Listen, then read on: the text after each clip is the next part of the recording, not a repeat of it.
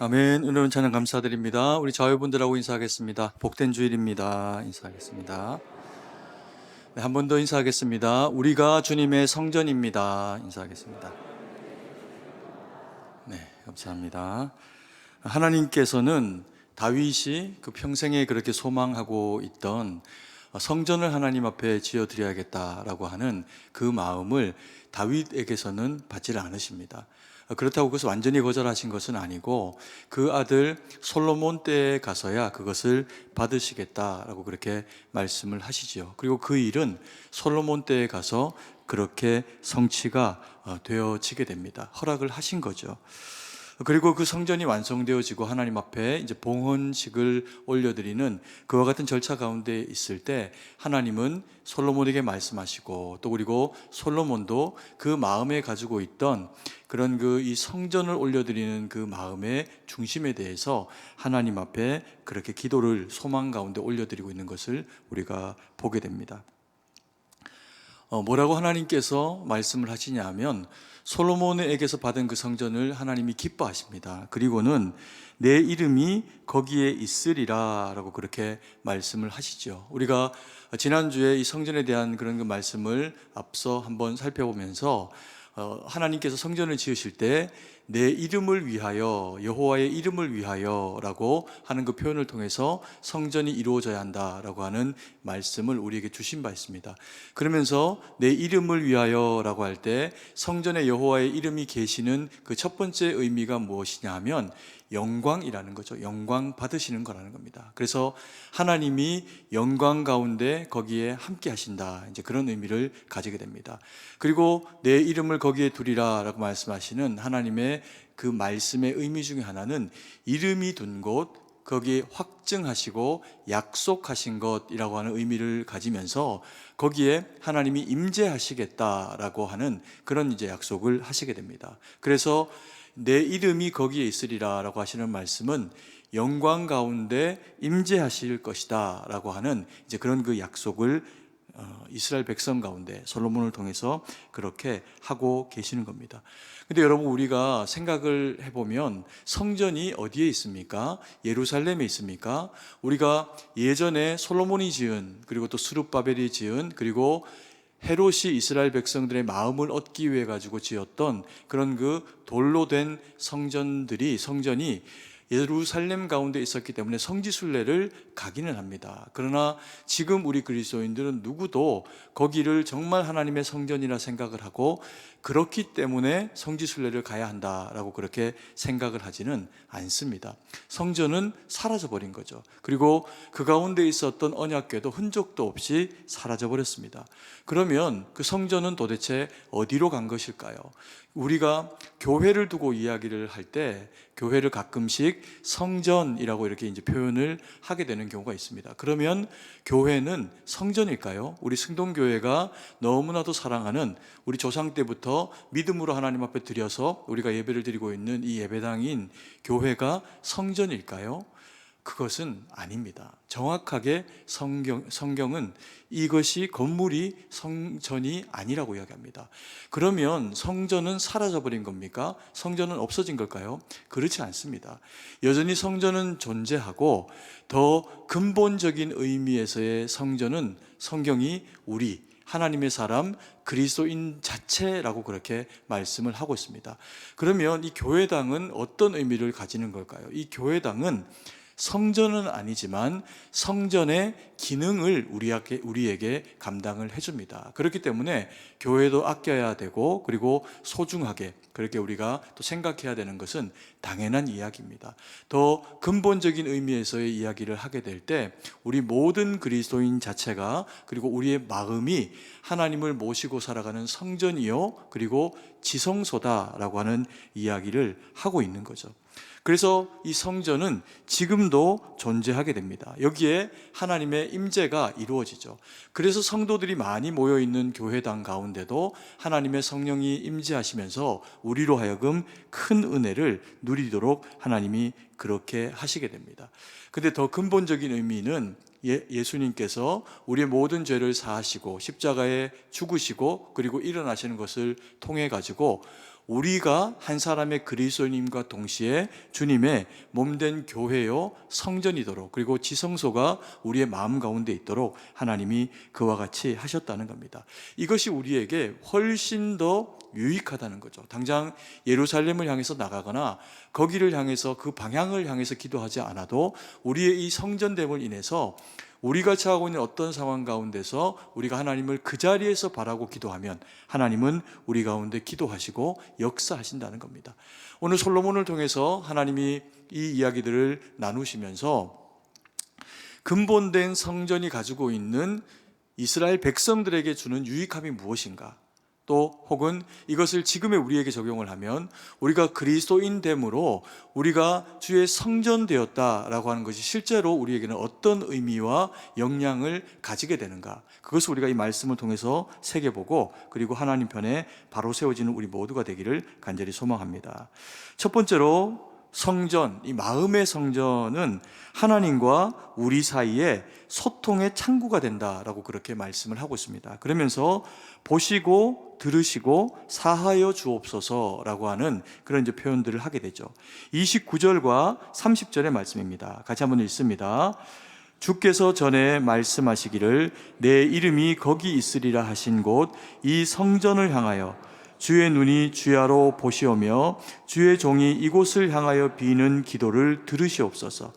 주의 종과 주의 백성 이스라엘이 이곳을 향하여 기도할 때에 주는 그 간구함을 들으시되 주께서 계신 곳 하늘에서 들으시고 들으시사 사하여 주옵소서. 아멘. 이 짧은 구절 가운데 들으시고 들으시사라고 하는 표현들이 얼마나 자주 그렇게 언급이 되어지고 있는지 모릅니다. 하나님이 바라보시고 그리고 백성들이 하는 그 기도와 그 내용들을 어떻게 하시겠다? 들으시겠다라고 그렇게 이야기를 하는 거죠. 어디를 통해서? 성전을 통해서. 성전은 이스라엘 백성들의 거룩한 예배의 처소이고, 그리고 또 하나님의 백성들이 하나님 앞에 나오는 그 방향이 되고 목적이 되는 그런 그 처소였습니다. 이스라엘 백성들이 그래서 절기를 따라서 하나님 앞에 제사로 나오고, 그리고 그 제사 가운데서 하나님을 경험하고 만납니다. 그리고는 자기 안에 있는 모든 죄를 짐승의 각을 떠서 하나님 앞에 올려드리는 것을 통해 가지고 사함받았다라고 그렇게 믿고 또 그렇게 살아가게 되죠. 그리고 국가적인 어려움들을 그들이 경험하게 되었을 때 자신의 힘으로는 이것을 물리치고 해결할 수 있는 그런 그 힘이 없는 겁니다. 그러니까 그때마다 왕과 제사장과 경우에 따라서는 선지자가 하나님 앞에 나와서 이 성전을 향해서 기도하고 주님이 주시는 그 말씀을 받습니다. 그리고 그 말씀을 가지고 백성들 가운데 선포하면서 함께 기도하고 하나님의 말씀과 뜻 가운데 세워지게 됩니다. 그러면 하나님께서 적을 물리쳐 주시고 역사하시는 하나님으로 그렇게 그들이 하나님을 경험하게 되죠. 우리가 그리스도인이 되고 나면 주님은 우리 마음 가운데 거하시면서 그 성전을 예루살렘이 아니라 우리의 마음으로 옮겨 두셨으니 주님의 이름이 우리의 마음 가운데 계시게 됩니다. 그래서 우리는 우리를 그리스도인이라고 부르기도 하고 또 거룩한 자가 되었으니 거룩한 성전을 우리가 마음 가운데 모시고 살아가니 우리가 성도다라고 하는 거룩한 무리라고 우리를 그렇게 표현을 하기도 합니다. 그러면서 우리가 믿는 자들이 되고 하나님의 백성이 되었을 때 하나님의 눈은 이스라엘 백성들의 예루살렘만을 향해서 바라보고 계신 것이 아니라 우리 각자가 주님의 거룩한 성산이 되어진 성소가 되어진 우리를 지켜보시면서 우리의 모든 삶의 지경 가운데 우리를 보호하시고 살피신다는 겁니다. 그러면서 우리의 심령을 통찰하시면서 하시는 중요한 일들이 있는데 이 성전을 통해서 오늘 솔로몬과 그리고 하나님 사이에 이와 같은 대화가 이루어지고 있는 것처럼 소통을 하시게 된다는 겁니다. 그래서 이 성전이 우리 마음 가운데 있다라고 하는 것이 하나님과 우리 사이에 소통할 수 있는 장이 열렸다는 거죠. 우리가 어떨 때 하나님 앞에 소통을 합니까? 예배 가운데 나와서, 예배당 가운데 나와서 하나님 앞에 예배를 드리면서 주님은 말씀을 주십니다. 그냥 때가 되었으니 한 주 돌아가서 또 그 다음 주 예배 드리고 하는 것이 아니라 우리가 세상에서 치열하게 살아가고 때로는 찢긴 마음과 상한 심령을 가지고 있게 될 때 우리가 마치 고향으로 부모님 앞에 안기듯이 예배 가운데 나와서 주님을 찾고 그리고 구하면 하나님께서 우리 가운데 함께 하시면서 말씀으로 채우신다는 겁니다. 우리가 무엇을 향해서 살아가야 될지, 어떤 선택을 해야 될지, 더 바람직한 하나님의 백성이면 어떻게 살아가야 하는지를 말씀을 가운데 교훈하시고 일깨우신다는 거죠. 그리고 또 찬양을 통해서 하나님을 경배하게 하십니다. 그러면서 우리가 은혜를 경험하도록 하시죠.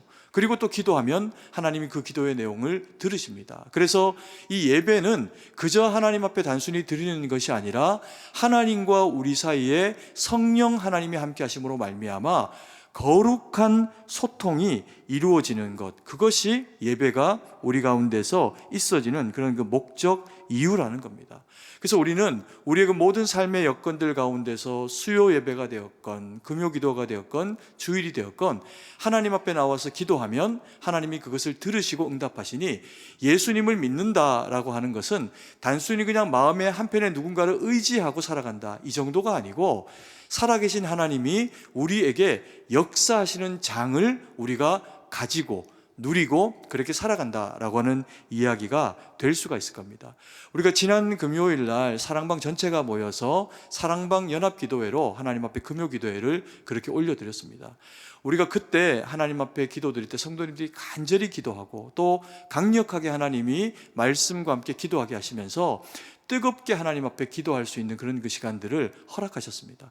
우리가 이런 그 소통할 수 있는 그런 그 장치를 성전으로 마음에 가지고 있고, 또 하나님이 우리에게서 소통하시는 것을 기뻐하시는데 우리가 기도하지 아니하는 삶을 살아간다라고 하는 것은 하나님이 우리에게 베푸시는 많은 은혜를 누리지 못하고 살아간다라고 하는 이야기가 별반 다르지 않은 이야기가 됩니다. 그래서 우리가 믿음으로 하나님 앞에 말씀으로 바로 서서 기도한다라고 하는 것은 우리의 삶에 주님이 일하시는 것, 이 소통을 통해서 하나님의 역사하심을 경험하게 된다라고 하는 놀라운 그 능력을 경험하게 되는 거죠. 그래서 우리가 하나님 앞에서 기도할 때 조용하게 기도할 때도 하나님 들으십니다. 그리고 또 소리 내서 크게 하나님 앞에 기도할 때도 주님이 들으십니다. 어떤 기도는 듣고 어떤 기도는 듣지 않고 그렇지 않습니다.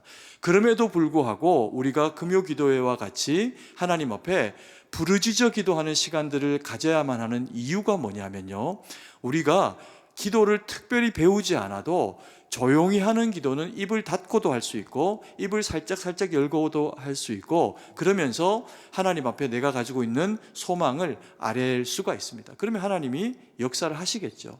그런데 부르짖어 기도해야 될 때가 있습니다. 그때가 언제냐 하면 내게 어떤 절박한 상황이 있거나 아니면 간절한 기도에 오래된 기도의 제목이 있거나 들어주실 때까지 기도를 하더라도 이 기도의 제목은 반드시 응답이 되어져야 한다라고 하는 그와 같은 그 기도의 제목도 있을 때, 자꾸만 세상에 우리의 가치가 꺾이는 것이 아니라 하나님 앞에서 꺾이지 않으면 주님이 언젠가는 그 기도를 들으시면서 약속하시고 응답하실 터인데, 그러면 하나님 앞에 내가 꺾이지 않는 마음 가지기 위해서 믿음으로 강력하게 부르짖고 구하는 기도를 올려드려야 된다는 겁니다.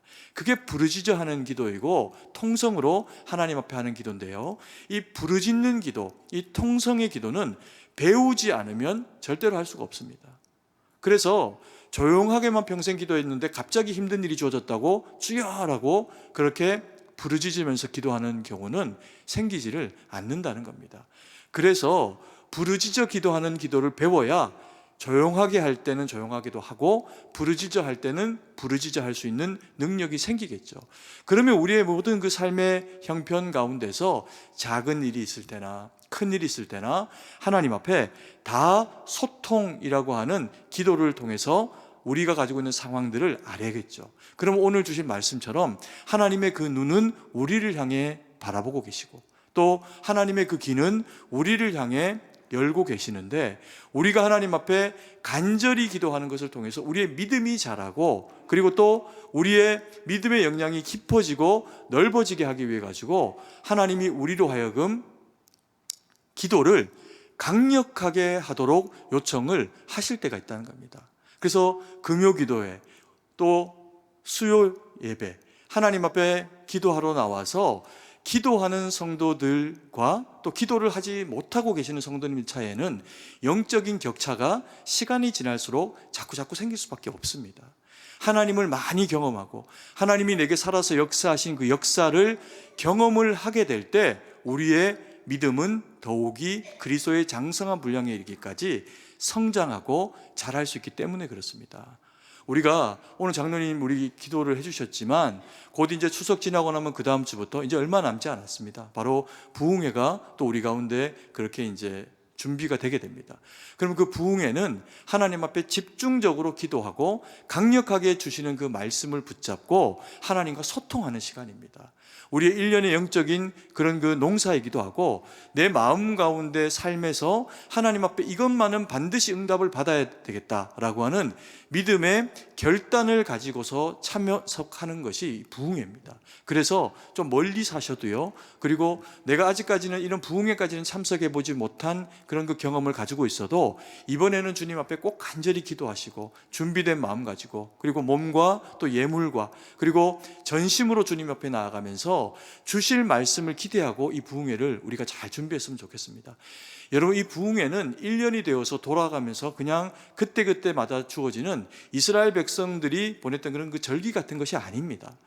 살아 역사하셔서 우리를 만나시기를 원하시는 하나님을 그때 집중적으로 만나게 되는 어른들이 하나님 앞에 영적으로 보내는 수련회와 같은 겁니다. 그래서 분명히 하나님이 예비하시고 우리 가운데 주시는 특별한 그런 그 은혜가 준비되어 있을 겁니다. 여러분, 이것을 제가 확신할 수밖에 없는 것은 이번에 우리가 강사 목사님으로 섬기게 된 이 목사님이 유명한 분입니다. 대한민국의 한두 손가락 안에 들어가는 그런 그 특별한 목사님이십니다. 사람이 특별해서가 아니고 하나님이 특별히 사용하시는 측면이 있는 것은 사실입니다. 그래서 하나님이 쓰시는 이 목사님을 우리가 이제 부흥회 강사로 우리가 모시려고 연락을 드리고 이렇게 전화를 드렸더니 한 3년치 모든 일정이 다 잡혀 계신 거예요. 그래서 모실 수가 없는 겁니다. 그런데 마침 전화 통화하고 이렇게 하면서 저희가 원래 예배 부흥회를 가지려고 했던 그 주간 한 주 전에 딱 한 주가 취소가 된 겁니다. 그래서 저희가 이렇게 저렇게 모시고 싶다고 모실 수 있는 분이 아닌데 또 목사님이 흔쾌히 또 와주시겠다, 섬겨주시겠다 그렇게 하셨고 그래서 모시게 된 겁니다. 하나님의 특별한 계획이 있어서 우리 교회에 이 시즌에 보내주신다라고 하는 것을 우리가 마음으로 그렇게 믿음으로 믿고 말씀으로 받아내는 그런 그 은혜의 시간이 되었으면 좋겠습니다. 그래서 우리 성도님들이 꼭 기도하시고 교회를 지금 쉬고 계시거나 안 나오고 계시는 분이 계셔도 부르시고요. 그리고 주변에 예수님을 떠나가 있거나 모르는 분이 계셔도 그분들을 모셔다가 그 자리를 채워냈으면 좋겠습니다. 그래서 새벽으로, 새벽은 못 나오시더라도 저녁이라도 우리가 하나님 앞에 그렇게 참여해서 은혜 받고 그리고 주님과의 거룩한 소통이 이루어지는 그런 그 부흥회가 우리 가운데 준비되기를 간절히 소망합니다. 그리고 두 번째로 이 마음의 성전이 가지고 있는 의미가 무엇인가라고 하는 것을 우리에게 일깨우십니다. 우리를 의롭도록 지키신다라고 그렇게 말씀하십니다. 그러면서 뭐라고 표현하고 있냐면 의로운 바대로 갚으시옵소서라고 하는 표현을 하고 있습니다. 32절 말씀입니다. 같이 한번 읽습니다. 주는 하늘에서 들으시고 주의 종들을 심판하사 악한 자의 죄를 정하여 그 행위대로 그 머리에 돌리시고 의로운 자를 의롭다 하사 그의 의로운 바대로 갚으시옵소서.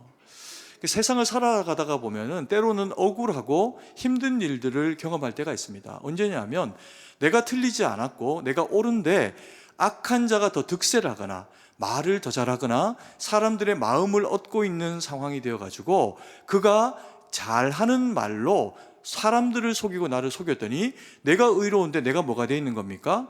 시간이 지나고 나니까 상황상 죄인이 되어 있는 겁니다. 이런 이제 억울한 상황들이 세상을 살아가는 삶 가운데 있을 수가 있는 거죠. 솔로몬이 지혜로운 사람이라 성전이 가지고 있는 그 거룩한 역할 가운데 하나를 의로 세워지는 백성들이 되어질 수 있도록 이스라엘 백성들 가운데 의롭게 하나님 심판하시고 의롭게 재판하시고 의롭게 그 가운데 임재해 달라라고 그렇게 하나님 앞에 말씀을 드리고 있는 겁니다. 왜 그럴까요? 이스라엘 백성들은 의로운 백성이어야 됩니다. 당연하죠. 왜냐하면 하나님이 의로운 분이시기 때문에 그렇습니다. 그래서 하나님이 의로우시니 당연히 이스라엘 백성도 의로워야 되는데, 때로는 이스라엘 백성들이라고 하더라도 그 가운데 악한 자들이 섞여 있고 어리석은 자들이 섞여 있다는 겁니다. 그러면 어떻게 해야 될까요? 그 악을 배제하고 하나님이 의롭게 하시는 것을 통해서 의로 세워져야 되는 그런 그 작업을 해야 된다는 겁니다. 그래서 우리의 마음의 성전이 해야 되는 그 1차적인 작업이 하나가 있는데, 이렇게 의롭게 세워지기 위해서 선과 악을 분별해야 하는 작업을 우리가 할 수 있어야 된다는 겁니다. 31절, 32절 말씀인데요, 다시 한번 읽도록 하겠습니다.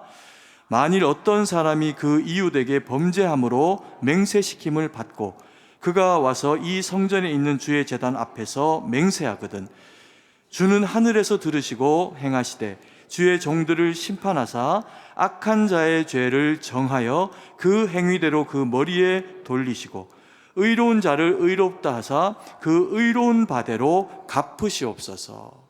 이와 같이 선악간에 하나님이 분별하시면서 의로운 자는 의롭게, 악한 자에게는 악으로 심판해 달라는 겁니다. 그런데 우리는 이스라엘 백성들이 아니고 또 예루살렘 가운데 살아가지도 않습니다. 그런데 너무 감사하고 다행인 것은 오히려 더 거룩한 성전이 우리 마음 가운데 계시는 거죠. 그러면 우리 이 마음이 하는 역할이 무엇일까요? 주의 지성도 되어지고 언약궤가 되어진 우리의 마음이라고 하는 이 처소가 우리 마음 가운데 있는 악과 어리석음들을 분별해낸다는 겁니다. 오히려 그 어리석음과 악을 고집하다가 악 때문에 심판으로 나아가는 그 삶을 살기 이전에 우리가 하나님의 말씀과 뜻 가운데 예배를 통해서 주를 깊이 만나고 경험하는 그 작업을 통해서 우리가 돌이키게 되는 그 작업을 하나님 은혜 가운데 할 수가 있다는 거죠. 그런데 문제는 때로는 믿음의 사람인 우리조차도 마음 가운데 분노와 미움과 욕심과 탐욕과 어리석음, 이런 것들이 마음에 찾아올 때가 있다는 겁니다. 근데 마음에 찾아와서 이게 금방 떠나가지면 괜찮은데, 문제가 뭐냐면요, 대부분의 이런 분노, 미움, 욕심, 거짓, 탐욕, 이런 것들은 다 내 나름대로의 뭐가 있을까요? 이유가 있습니다.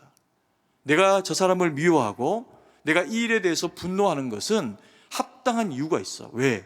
저 사람이 꼴보기 싫기 때문이지 라고 하는 이유가 우리 마음 가운데 있다는 겁니다. 그래서 내가 그 사람을 미워하는 것이 내 마음 가운데서는 정당하다는 거죠. 근데 하나님은 그렇게 이야기하시지 않습니다. 예수님이 너희가 죄인 되었을 때, 원수 되었을 때 내가 너희를 위해서 십자가에 죽었다라고 그렇게 표현을 하시면서 우리로 하여금 분노하고 정당한 미움을 가지고 있을 것이 아니라 원수조차도 이웃을 여기고 사랑해라 라고 하신 것이 하나님이 가지고 계시는 뜻, 마음입니다. 근데 문제는 이게 몰라서가 아니라 우리 마음 가운데 이 어리석음이 미움을 선택하게 하거나 나의 이기적인 마음 때문에 고집, 이 어리석음과 악함들을 우리 마음이 막 주장하게 될 때 이 어리석음이라고 하는 것이 절친을 데리고 옵니다.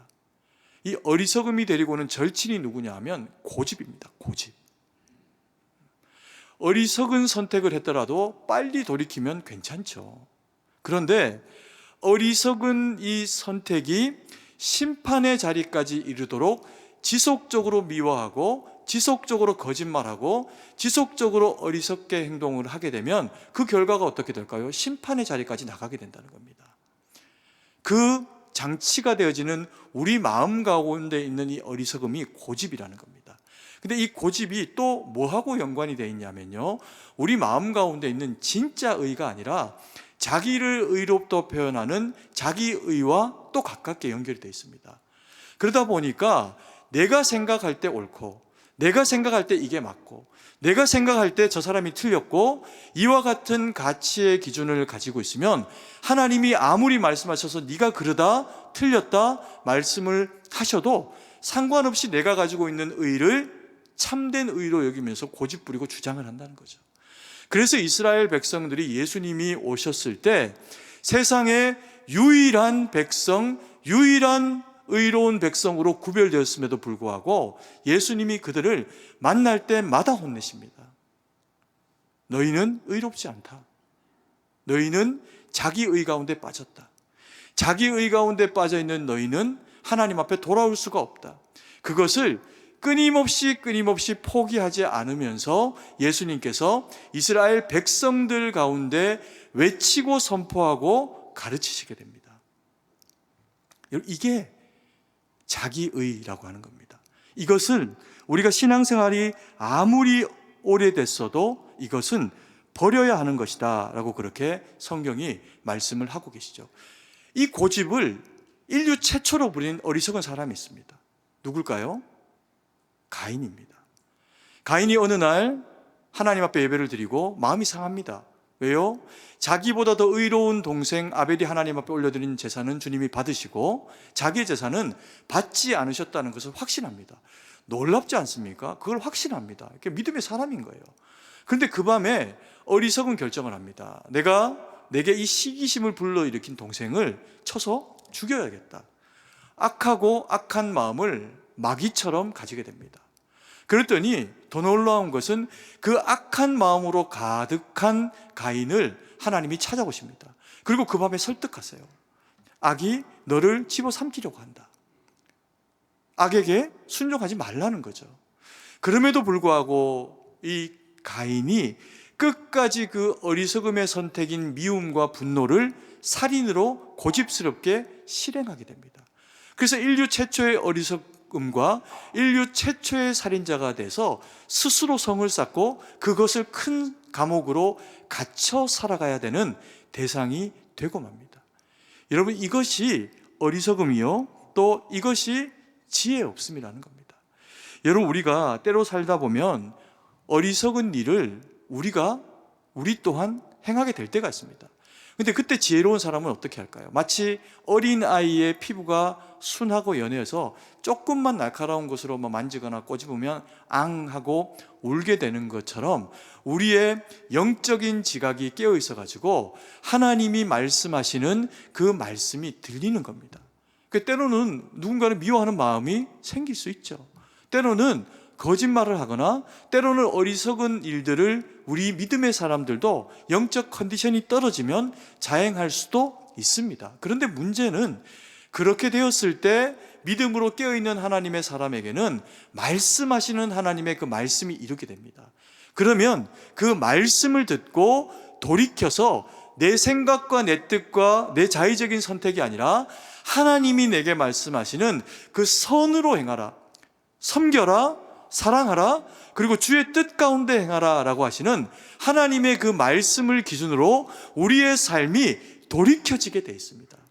이게 지혜로운 하나님의 사람이 가지는 모습이고, 오늘 솔로몬이 하나님 앞에 기도드리면서 주여 의로 우리를 다스려 주옵소서. 의로 다스려지는 것이 무엇이겠습니까? 예배 가운데 하나님 앞에 말씀으로 주님 앞에 서게 될 때 말씀에 반응하고 주시는 말씀 가운데 순종해내는 겁니다. 그게 하나님이 오늘 우리에게 성전을 마음에 두신 목적 이유입니다. 아멘이십니까? 그러면 하나님이 우리를 통해서 놀라운 일들을 이루어 가신다는 거죠. 이것을 바울은요, 육신의 소욕, 성령의 소욕이라는 표현으로 이야기하고 있습니다. 옛날 성경에는 이제 성령의 소욕 이렇게 표현했는데 지금은 성령을 따라 이렇게 표현하긴 합니다. 갈라디아서 5장 16절 17절 말씀입니다. 같이 한번 읽습니다. 내가 이르노니 너희는 성령을 따라 행하라. 그리하면 육체의 욕심을 이루지 아니하리라. 육체의 소욕은 성령을 거스르고 성령은 육체를 거스르나니 이 둘이 서로 대적하므로 너희가 원하는 것을 하지 못하게 하려 함이니라. 우리가 하려고 하는 것을 그대로 방치하면 육체의 소욕을 따르기 쉽다는 겁니다. 교회를 다녀도 믿음의 사람이어도 영적으로 하나님 앞에 깨어있지 못하고 지각 가운데 하나님과 소통하지 못하는 상태 가운데 있으면 육체의 소욕을 따라서 어리석음과 악함 가운데 이기적으로 그리고 탐욕 가운데 행하게 되는 일들이 발생을 할 수가 있다는 거죠. 그래서 하나님이 우리의 마음을 주의 지성소 삼으시면서 성령의 충만으로 이루어지는 전이 되게 하셨습니다. 이것이 바울이 표현하는 성령을 따라 성령의 소욕으로 가득 채워진 상태의 우리의 마음입니다. 여러분, 우리가 죄악 세상을 이기고 하나님의 거룩한 뜻 가운데 살아가는 것은 목사이기 때문에, 장로님, 권사님, 직분자이기 때문이 아닙니다. 한순간이라도 저조차도 하나님의 그 성령의 소욕을 쫓아서 주로 말미암아 분별하고자 하는 주의 뜻 가운데 깨어있지 못하면 어리석고 악한 선택을 하게 됩니다. 하물며 우리 모든 성도님들 예외이실 수 있을까요? 그래서 우리는 기도하고 하나님 말씀 붙잡고 순종하고 주님이 뭐라고 말씀하시면 내 마음의 뜻 가운데 결정하며 나가는 게 아니라 제발 순종하고, 하나님이 말씀하시면 그 말씀 붙잡고, 사랑해내라 하면 사랑해내고, 섬기라 하면 섬겨내면서 나를 죽이고 하나님 앞에 서서 말씀 가운데 순종하고 살아가게 될 때 성령의 소욕이 우리를 장악하시면서 세상을 이기고 나를 이기고 하나님 영광 돌리는 일꾼들로 우리를 세우십니다. 여러분, 이 성령의 소욕을 따라 나 자신과 싸우면요, 남과 싸울 일이 없어집니다.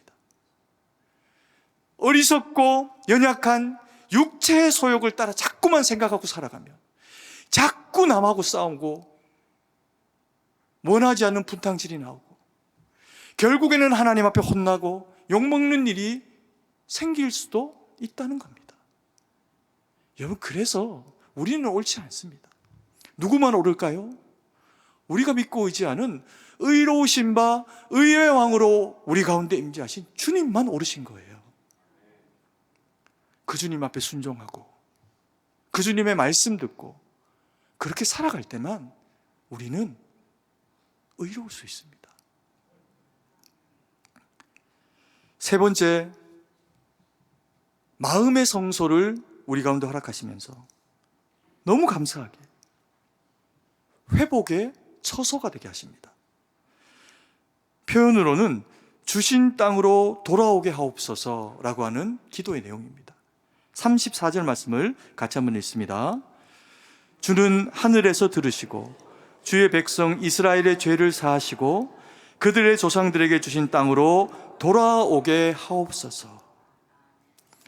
솔로몬은 성전을 하나님 앞에 올려드리면서 주님, 이것을 받으시고 우리에게 은혜를 주십시오, 그렇게 기도를 하면서 그 기도의 내용 가운데 돌아오게 하는, 회복하게 하는 기능을 그 성전의 기능 가운데 있기를 소망하고 있습니다. 때로 인생을 살아가다 보면 문제가 찾아올 수 있죠. 내 허물 때문에 문제가 찾아올 수 있습니다. 그럼 어떻게 하면 될까요? 주님 앞에 돌이키면 됩니다. 혹은 내가 죄를 짓지 않고 남의 허물 때문에 옆에 있다가 벼락을 맞는 경우가 생길 수도 있습니다. 그때 어떻게 해야 될까요? 그때도 하나님 앞에 돌아와서 하나님, 나를 구원해 주옵소서, 나를 건져 주옵소서, 그렇게 하나님 앞에 기도하면 주님이 그것을 들으신다는 겁니다. 여러분, 우리가 인생의 어떤 잘못된 길을 가고 있을 때 그 길을 고집스럽게 가면 망한다는 걸 압니다. 근데 그것을, 그래서 초등학생도요, 오늘 내가 했던 것과 같은 어리석은 일을 다시 반복하지 않기 위해 가지고 학교에서 배워서 하는 일이 있습니다. 그게 뭘까요? 일기를 쓰는 겁니다.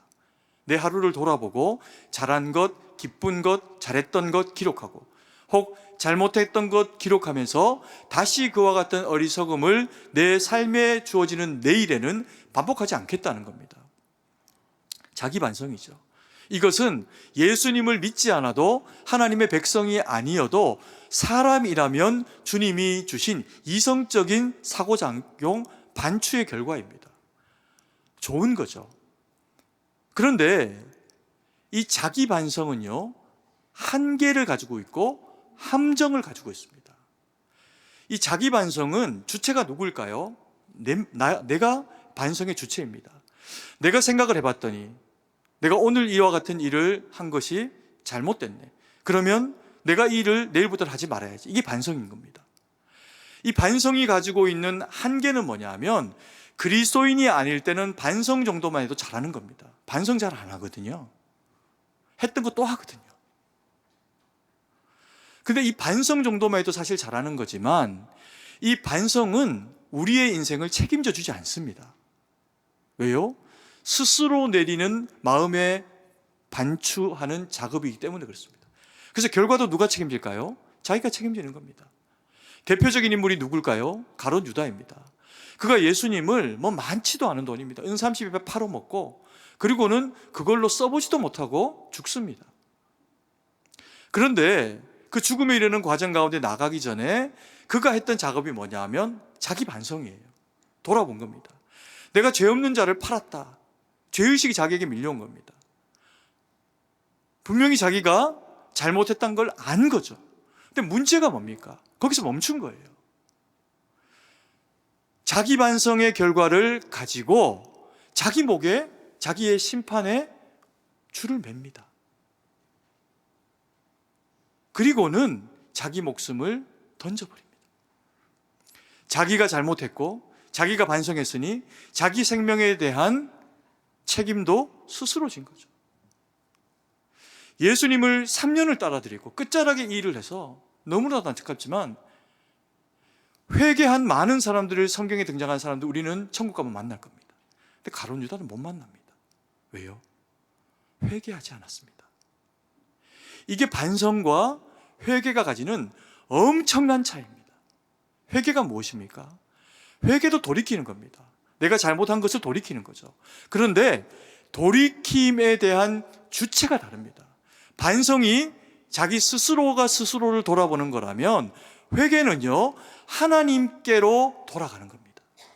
내가 주님 앞에 죄를 범했으니 내가 주님이라고 하는 기준, 주님이 말씀하신 그 말씀이라고 하는 기준에서 벗어나게 행동을 했으니 내가 어디로 돌아가겠다는 겁니다. 주님, 내가 주님 앞에 죄를 지었습니다. 내가 주님 앞에 너무 잘못했습니다. 주여, 나를 불쌍히 여기시고 그래서 나를 받아주십시오.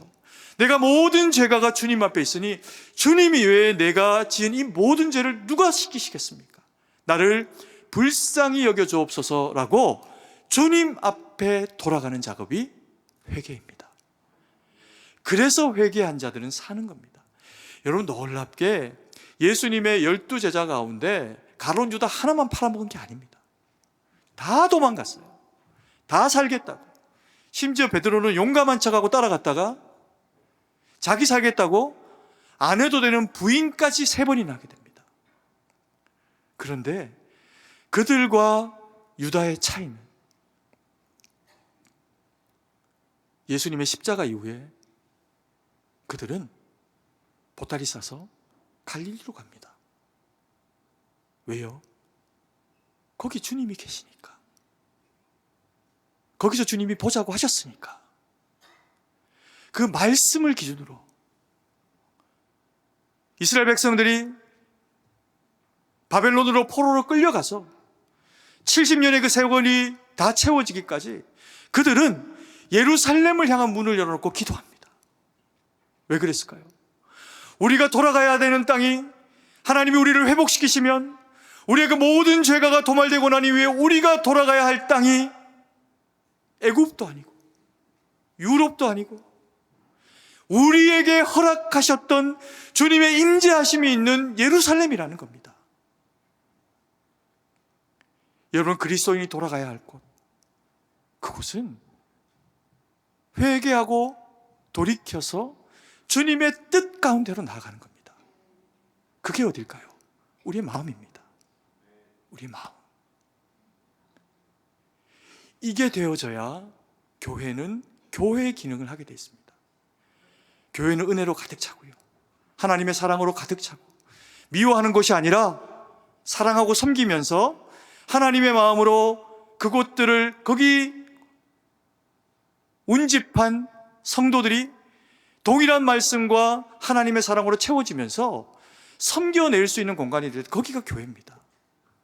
그래서 하나님이 기뻐하시는 교회, 하나님의 말씀의 사랑으로 순종하는 교회, 그 교회가 우리 교회가 되어야 된다는 겁니다. 여러분, 또 작은 교회가 있습니다. 여러분, 하나님이, 사람들이 자꾸 하나님이 없다 그러고 천국이 없다 그러고 지옥이 없다고 그러는 겁니다. 그래서 하나님이 세상 가운데 두신 장치가 2개가 있어요. 하나가 교회입니다.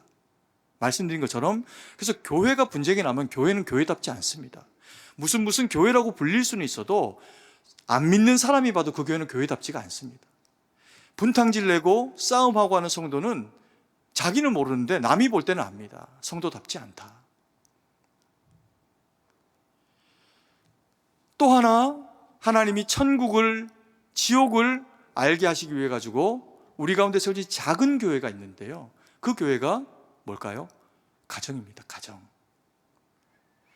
여러분, 결혼을 하고 한번 돌아보십시오. 그리고 지금 이제 신혼을 또 결혼을 앞두고 그러고 있는 성도님들 한번 생각해 보십시오. 이제 그러고 이제 결혼을 하고 두 사람이 한 가정을 이루어서 집에 딱 들어가면 그 공간에는 두 사람밖에 없습니다. 남편, 사랑하는 아내, 둘이 사랑합니다. 봐도 이쁘고 보고 또 봐도 또 보고 싶고 돌아서 있으면 얼굴 돌리고 봐도 이쁘거든. 그럼 거기에는 사랑이 가득 차 있겠죠. 다른 정서가 끼어 들어올 수 있을까요? 없습니다. 거기가 어딜까요? 천국입니다. 그래서 하나님이 교회를 통해서, 사랑을 통해서 사랑으로 가득 찬 공간, 천국이 있다는 것을 알게 하십니다. 근데 하나님이 천국이 있으면 어디도 있다고 하실까요? 지옥도 있다. 그것을 가정을 통해서 알게 하십니다. 어제까지 너무 가까웠고 봐도 보고 싶고 봐도 예쁘고 멋지고, 그런데 늦게 들어오네? 꽃도 안 사주고 오네? 월급도 조금밖에 안 벌어다 주네? 이런저런 미워해야 할 이유와 상황들이 끼어져 들어오면 어제까지 너무너무 예뻤던 그 사람이 어떻게 될까요? 꼴 보기 싫습니다. 봐도 보고 싶지 않고 생각만 해도 짜증나고, 그렇지 않습니까? 실제로 가정이라고 하는 공간이 그렇게 채워지는 경우들이 많이 있습니다. 그러면 거기에 사랑이 기억이 날까요? 아니요. 오로지 100% 뭐로만 채워질까요? 말을 하고 있던, 싸우고 있던, 싸우지 않고 있던 그 공간은 100% 미움으로 채워집니다. 그럼 거기가 어딜까요? 거기가 어딜까요? 지옥입니다. 지옥. 성도가 천국을 살아가는 이유, 그래서 원수를 사랑하라 하신 겁니다. 우리 마음이 뭐가 되기를? 우리 마음이 뭐가 되기를? 천국이 되기를. 우리 마음을 미움으로 가득 채워가지고 남들 다 승도교회 다니면서 천국을 경험하고 은혜롭게 사시는데 온통 미움으로 가득 차가지고 지옥으로 살아가시든가. 그러면 안 되겠죠.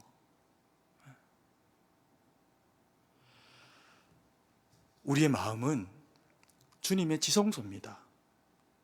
교회가 은혜로운 것만큼이나 그 이상으로 우리의 마음이 은혜로워야 그 은혜로운 성도들이 모인 교회가 은혜롭겠죠. 아멘이십니까? 우리는 예배 가운데 하나님과 소통하면서 주시는 말씀, 또 기도의 응답, 이것을 누리는 기쁨의 삶을 살아야 됩니다. 왜요? 우리 마음 가운데 주님의 성전이 계시니까. 우리는 누가 봐도 의로운 하나님의 백성으로 살아야 됩니다. 왜요? 하나님의 의로운 성전이, 의의 왕 되시는 주님이 우리 마음 가운데 임재해 계시니까요. 우리는 주님의 은혜를, 능력을 경험해야 됩니다. 때로 인생에 힘들고 어려운 수한 상황들이 우리 가운데 찾아오고 있을 수 있습니다. 그러나 때로는 우리조차도 어리석고 악한 선택들을 하게 되는 경우가 있을 수도 있습니다. 그런데 우리는 탕자처럼 돌아가야 할 명확한 목적지를 가지고 있습니다. 어딜까요? 예수님입니다.